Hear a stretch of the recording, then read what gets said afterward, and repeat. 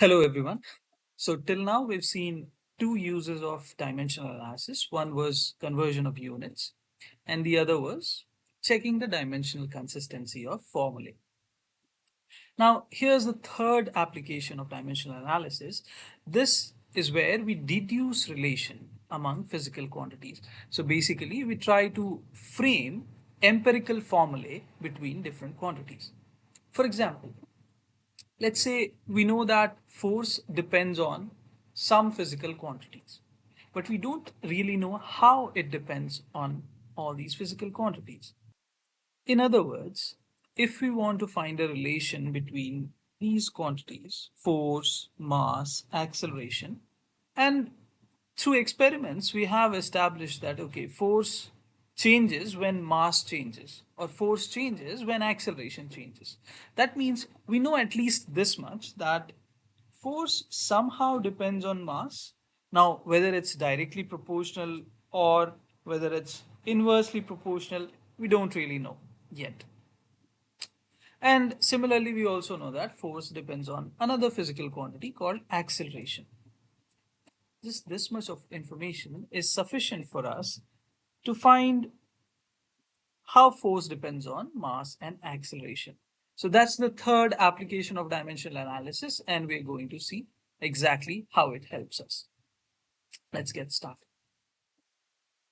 So here we are trying to find out the relation between three quantities: force, mass, and acceleration. And we know that force somehow depends on the mass and it also depends on acceleration. We don't really know exactly how, whether it's proportional to mass, whether force is proportional to the square of mass or cube of acceleration. We don't really know these things. So that's what we have to find out using dimensional analysis. So let's assume that force is proportional to mass to the power something. We don't know what that is. So let me call that a variable b. So force is proportional to mass to the power something. I don't really know what this something is. And force is also proportional to acceleration to the power something else. Let's assume that. We have to find the values of b and c. With the help of this information, can I write force is proportional to mass to the power b and acceleration to the power c? I've just combined the information that I have. Now, if I have to remove that proportionality sign and instead bring an equal to sign, I'll need a constant, right? We all know this. So force is equal to some constant k multiplied by mass to the power b, acceleration to the power c. Okay. So this you can see it's mentioned here also. We're going to put these in square brackets because we're dealing with dimensions. Now, if quantity on the left hand side is equal to the quantity on the right hand side, that means the dimensions would be same, isn't it? That's the principle of homogeneity, right? So it means that the dimension of the left hand side is equal to the dimension of the right hand side. Let us find the dimension of the right hand side. And let us find the dimension of the left hand side. And then we equate those and find the values of b and c. That's how we get the answer. So let's do that.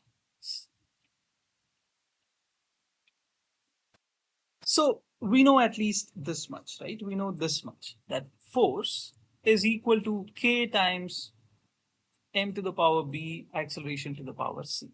Force is dependent on mass and acceleration somehow. That means the dimension of force is equal to the dimension of the constant multiplied by the dimension of mass to the power b multiplied by the dimension of acceleration to the power c. So this thing. What is the dimension of force? By now you should have memorized it. It's mlt minus 2. M to the power 1, L to the power 1, and T to the power minus 2. This must be equal to the dimension of constant. What's the dimension of a constant? The dimension of a constant is m to the power 0, L to the power 0, T to the power 0. Okay, so it's basically mlt everything to the power 0. That's the dimension of this k. this K. Similarly, we are going to write the dimension of mass m to the power b. That's what is going to be the dimension of this thing. And then what is the dimension of the third quantity? Acceleration to the power c. Acceleration. You write the dimension of acceleration here and you raise it to the power c. Lt minus 2. That's what we have. Let's simplify the right hand side a little. This is equal to m to the power 0 plus b, so that's b, L to the power 0 plus c, which is c, and t to the power 0 plus minus of 2c, so that goes like this. If this is equal to m1 L1 t minus 2, can you find the values of b and c? So we can find the values of b and c. What will that be? See, the exponent. Whatever power m is raised to on the left hand side, the same power should be on the right hand side. So with this comparison, I can say that b must be equal to 1. I've got the value of b.